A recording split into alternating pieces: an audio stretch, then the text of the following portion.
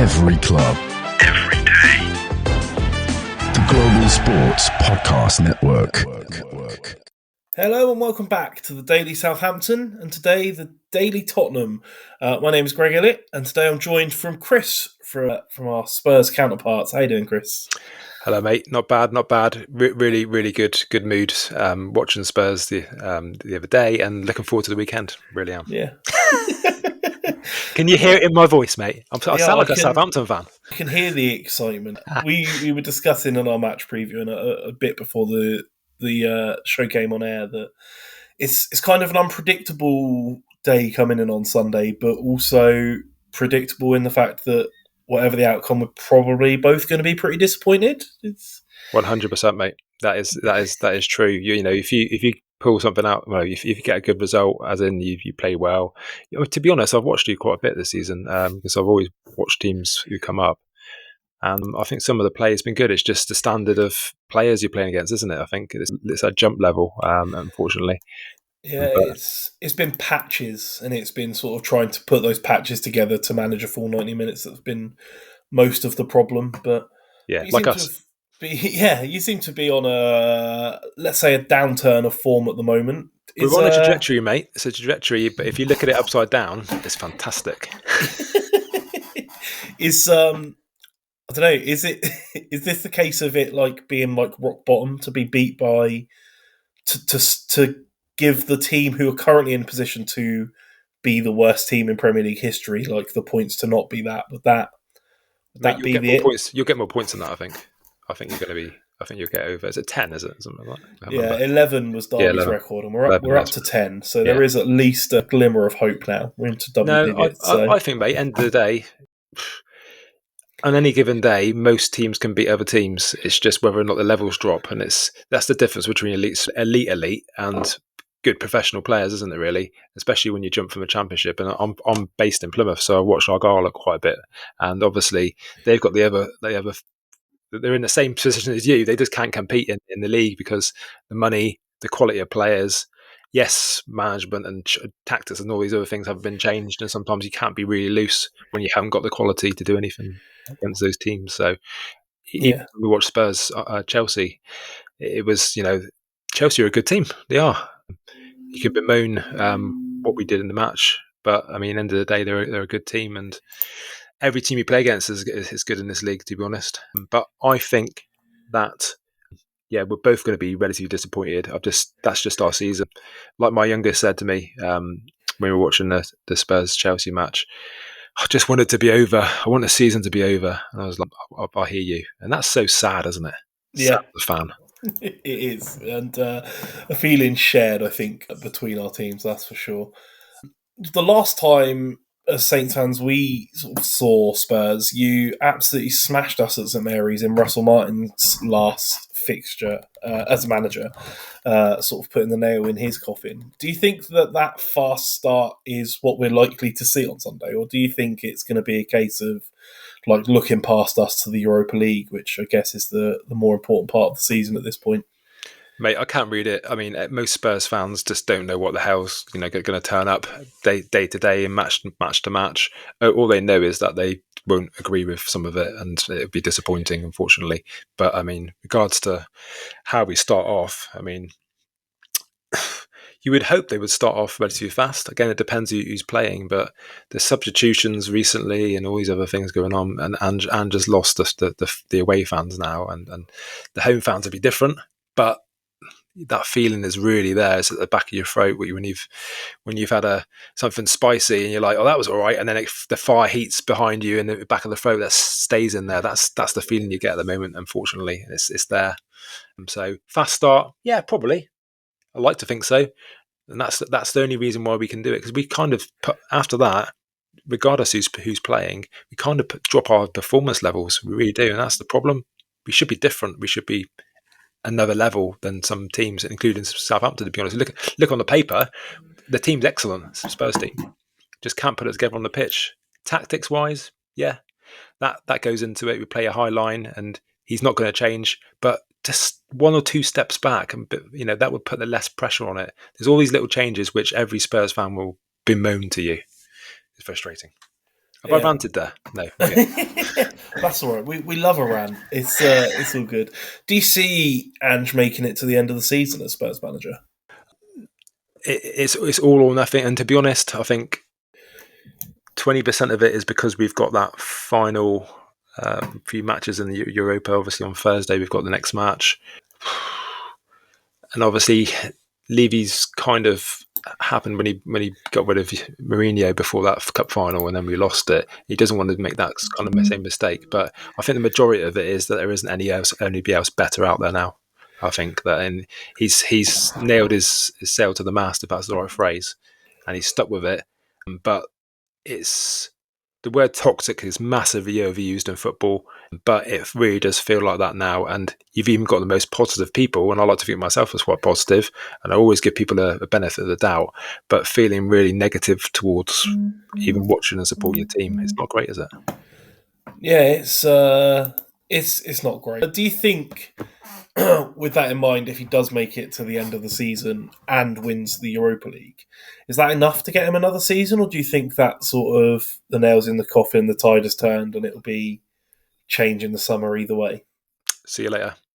I think the damage is done, and we're all holding out. We were holding out for the injuries coming back. That was the excuse.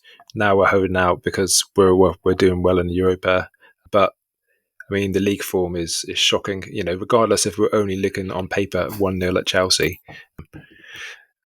that seems like a good result because we never win at Chelsea. But it was the performance and just the manner and just the feeling that he doesn't want to, you know, the cup. And I don't know if you saw the aftermath of the Chelsea match, and obviously the referee, I thought, was quite poor throughout it for both sides. To be honest, there's quite a lot missed. But and VAR, I'm going to take that out of the equation. I'm not going to talk about that. But just Ange's interaction with the away fans, and the cup end of the year when Sarr scored the goal, which was ultimately ruled out, that did look like a sorry, can't hear you. It 100% looked like not a I'm listening to you cheering. That was just that was a cop out. So you know. Don't do things. You know, it's like celebrating for a winner when and the linesman saying, "Oh, it could be offside," and VAR is out. So it's not great. Yeah, it is an interesting position. How are you guys anyway, with regards to your manager and stuff like that? Yeah, I think that it's another case of it'll be changing the summer. I mean, he's not had a win since coming in, so it's been pretty brutal. You've done stuff though. You obviously came up, which is kudos in the bank, isn't it? Surely. And if you're going back down to obviously going back to the next league down, Championship, but that's a difficult league, and he's already got you out of that. So. We changed Russell Martin. Russell Martin brought us up, and yeah, of course. And obviously, you guys beating us was the nail in his coffin for sure. But yeah, we've replaced him with Ivan Juric. But I think that there's been a lot of acknowledgement from the club that the football direction has really, and the recruitment in particular, has really let us down this season.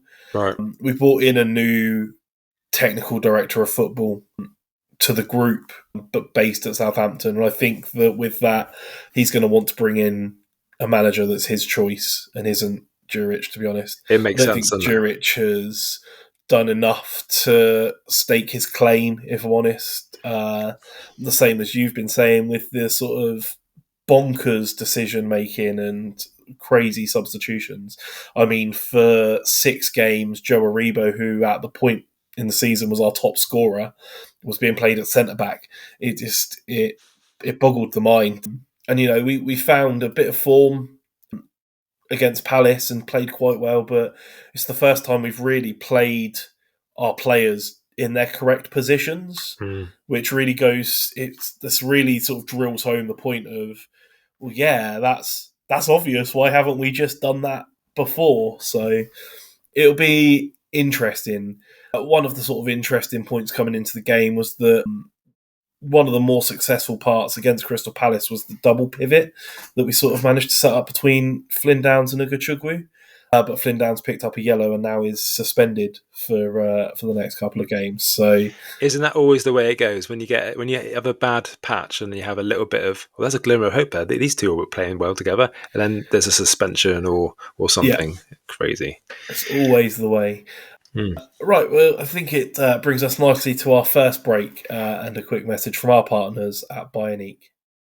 Your body is unique, and Global Sports Podcast Network has partnered with Bionique, the world's most personalised supplements. Bionique provide 100% tailor-made supplements, designed to deliver precisely what your body needs at exactly the right levels to optimise your health. No guessing. So click the link in the show notes. Use the code GSPN2025 for 40% off your first month's subscription. Bionique.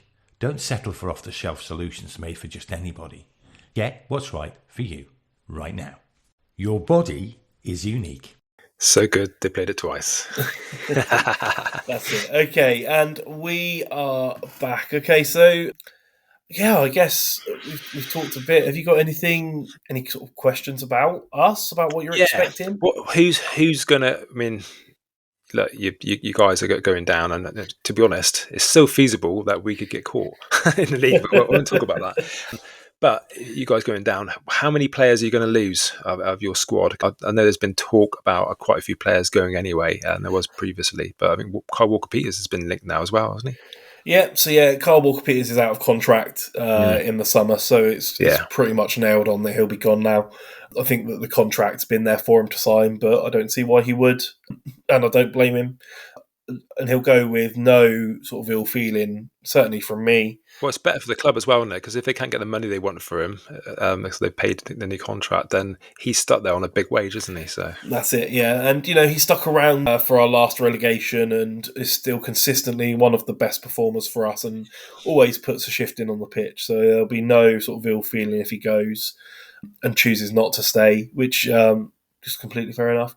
To be honest, I wouldn't be surprised if it's a big amount of change in the summer. Far so, yeah. Yeah, I expect quite a lot of players to go. There are quite a few players in our squad who have already been sort of trying to go for the last couple of windows and just haven't had the right offer come in. It'll be interesting.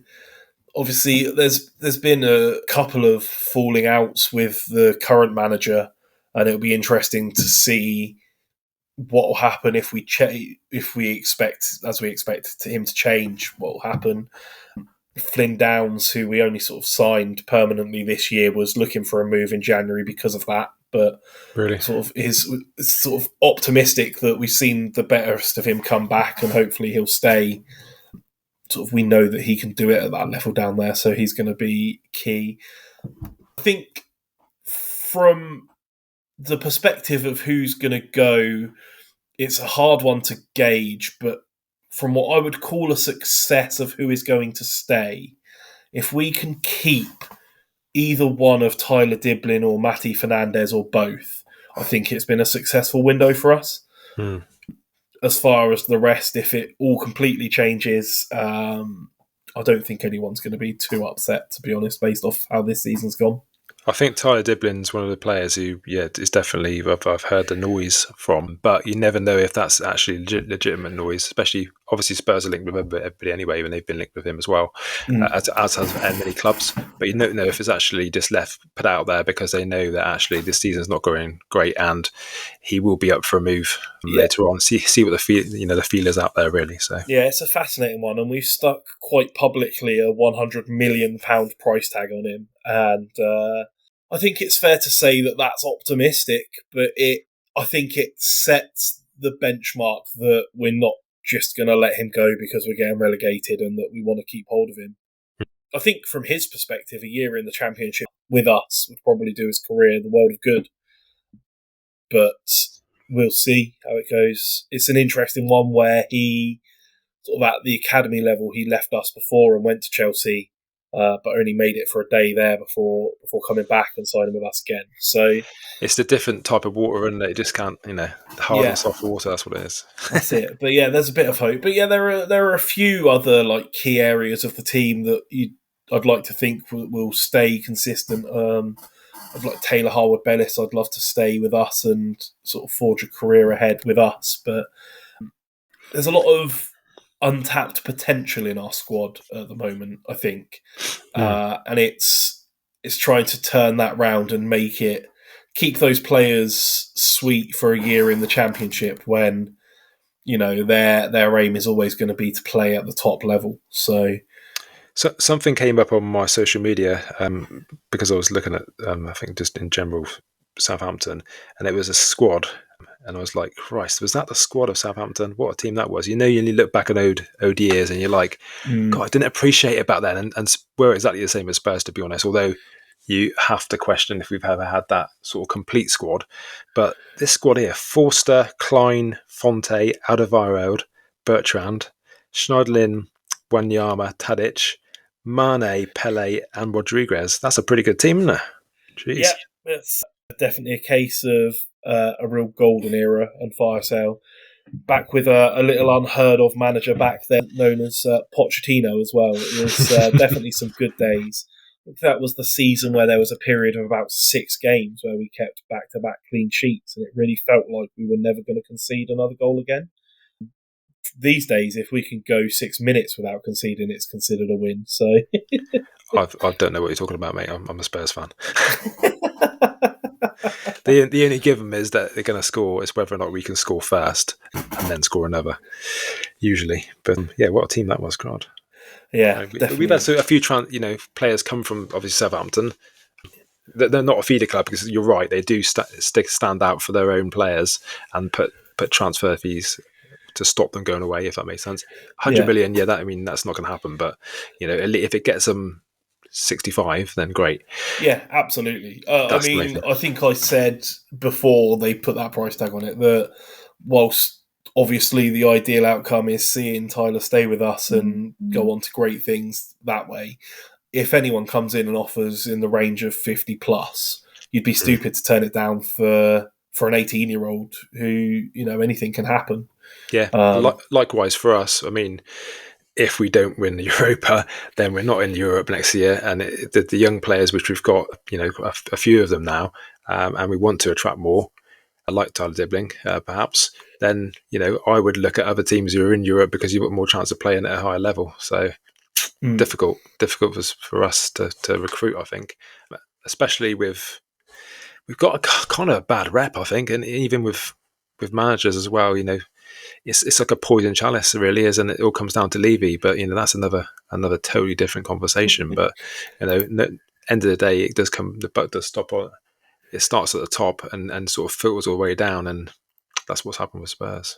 Sad times. How do you see it playing out for the rest of the season with you guys? Like, obviously, the Europa League is now like the main key, but does that mean that you're not going to see a lot in the Premier League? Is there still going to be? Is it like on the beach time? No. Well, there were elements last. I mean, the problem we've got is that we're massively overplaying it everywhere, and when we get it into forward positions, which the defence overplays because it always starts really deep. The midfield is kind of okay because it's driving forward and it's sometimes missed. When it gets onto the wings and everywhere else, again it's overplayed. It never comes to a striker, and there's lots of chat about having a go at Solanke, and I feel really sorry for the lad because ultimately, he's not Kane. Number one. Number two, he's not given the service at all. And he does number three, he does a hell of a lot of work for the team and really tries to put himself around. But if you're not getting the ball past you and it's overplayed everywhere else, how the hell are you supposed to get these opportunities to score? So that's not happening for him. So yeah, if you stop doing that and actually have a more, it comes down to the manager and his tactics, of course it does. And it's made very good players look very average now, which is not great. So what we're going to do for the rest of the league, back to your original question before I rant about something else. I think that we have to get some more results on it because that, you win, that's great for just morale anyway, going into another match in Europe. We can't just, the things are connected still, not totally separate. And, a good feeling around the dressing room. When the chips are down, you've got to go there and do it. So hopefully we're going to get a few more good results in the Premier League. It's not all beach time because like I said, I'm pretty sure if Ipswich whenever this is not going to happen, but if Ipswich win every other match, then we lose every other, then we're in trouble. But that's not going to happen. But why bother? Why bother just putting your feet up? They should be playing for the places for Europe. Yeah, that's it, I suppose, and it's hard to see getting to those lofty heights of winning every game and sort of putting yourself back in that mix. But I guess technically speaking, it's not mathematically impossible to get back. No, to mate, we're not going to get that at all. I mean, 12th, 13th, yeah, we're that's where we're going to be, I think, because there's better teams above us and they're more consistent teams above us with clearer game plans and better I'll say it, better managers. To be fair, yeah. So I'm now resigned to, as most Spurs fans are, it's when, not if. Yeah. Okie doke. So I'm going to go back and go into some score predictions, but first, a message from our partners at Zencastr. Here at the Global Sports Podcast Network, we spent a lot of time selecting our delivery platform. Zencastr came out the clear winner. With 4K video recording from your phone and AI editing that automatically removes all those ums and ahs, it's super easy to start a podcast that sounds great and is delivered efficiently. If you're ready to tell your story, check out the link in the show description and learn more about Zencastr. Okay, so back to some score predictions.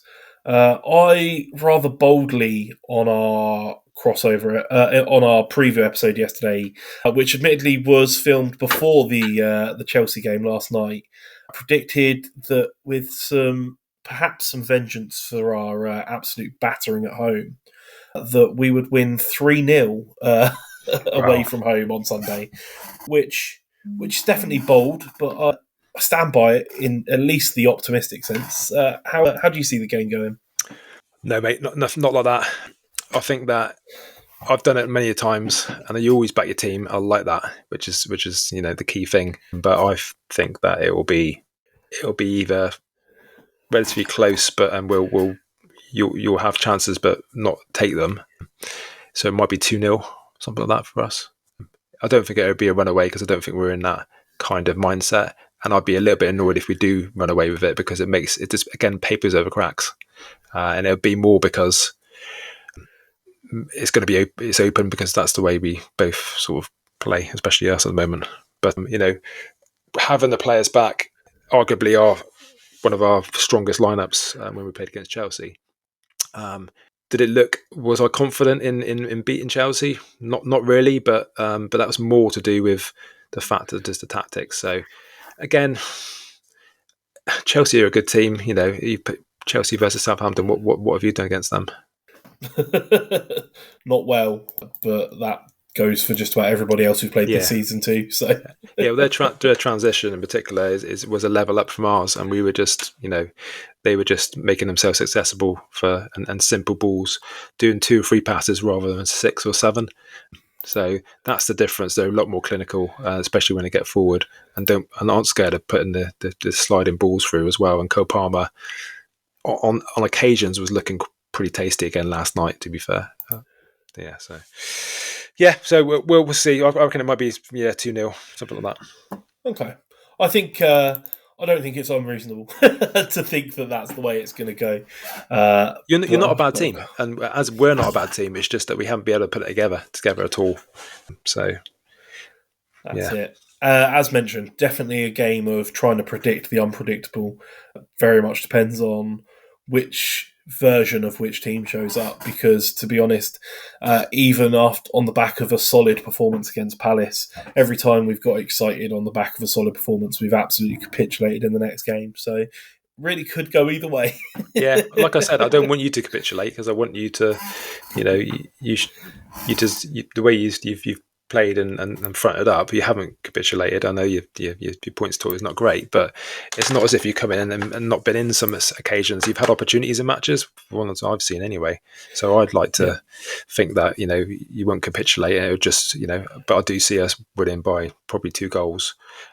I said a clean sheet there, by the way, but that's not necessarily always going to be the case as well, because we have a tendency to be able to score own goals or some stupid deflection or it's crazy. So well, that sounds right up Tall Paul Street. To be fair, he's got 2 in 2 now, so he's on goal scoring fire, taking himself to the top of our goal scoring list for the season. Wow, with a grand total of 4. So, well, we're not much better, mate. To be fair, but team wise, I think he'll play the same team as he started against Chelsea. So you don't see much rest in lining up for the midweek game against Frankfurt.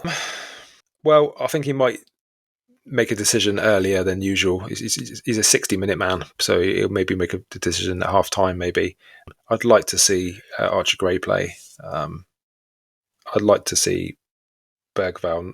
In fact, I'd like to see Bergvall not taken off against Chelsea, and that was a really stupid decision if you ask me. But yeah, I think personally, I'd like to see Son rested.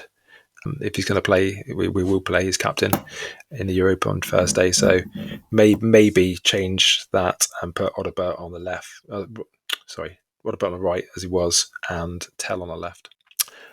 And then we can mix it up a little bit in midfield. But striker wise, that's pretty much it. Solanke's going to have to play. Yeah, that's it. Although we could do what some of the other teams have done in the Premier League and put a centre back up front. That might work. We saw a cameo a couple of games ago of Jack Stevens trying his luck up front, and that Jack Stevens, tall raised point my boy. Eyebrows. So yeah, he's a South East Cornwall boy.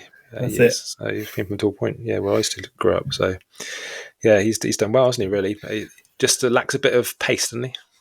Yeah, or a bit of composure. He's had a couple of questionable moments this season with a couple of red cards and then some unfortunate injuries to follow up. So, but hopefully for the run-in back to his best. He certainly seemed it on Tuesday. So hopefully we'll come in sort of slightly unchanged as well. Like I say, we've got Flynn Downs out, but hopefully we'll see someone almost like for like slot into that. Maybe a Rebo or someone sort of slotting in, and the rest of the team hopefully firing on all cylinders. That's what we can hope. So fantastic. And just regards to next season, if you do go down, obviously, do you see yourself bouncing back straight? Difficult, but I think you should have enough. Yeah, I'm hoping that we've got enough to do it. Whether I want to yo-yo and then have another season of misery straight after, I don't know. But I think we should have enough to be right up amongst it. It's a dangerous precedent set for my youngsters who have season tickets with me, though, that we can expect a doubt at Wembley every other year. So I don't know. We'll see how it goes. But I think we should be all right. But it'll be an interesting one. Some interesting away days next season, though. Potentially Wrexham and Portsmouth to deal with. So that will be interesting, especially Wrexham. Okay. That's it. It'd be interesting of their journey. I think we love to see a success story, but when's it gonna end? Who knows? Yeah, we also like to be the teams that see the end of that success story. So it's a fun balance to strike, isn't it? Nice. That's it. Well, that is just about all we've got time for today. Chris, thank you very much for joining me, and I do hope for a brighter outlook for the rest of your season. I hope it comes after Sunday. It's got to be said. Until next time, you've been listening to the Daily Southampton and the Daily Tottenham on the Global Sports Podcast Network, and we'll be back after the game, regardless of how it goes. Come on, you Spurs. Come on, you Spurs. Cheers, guys. Every club, every day.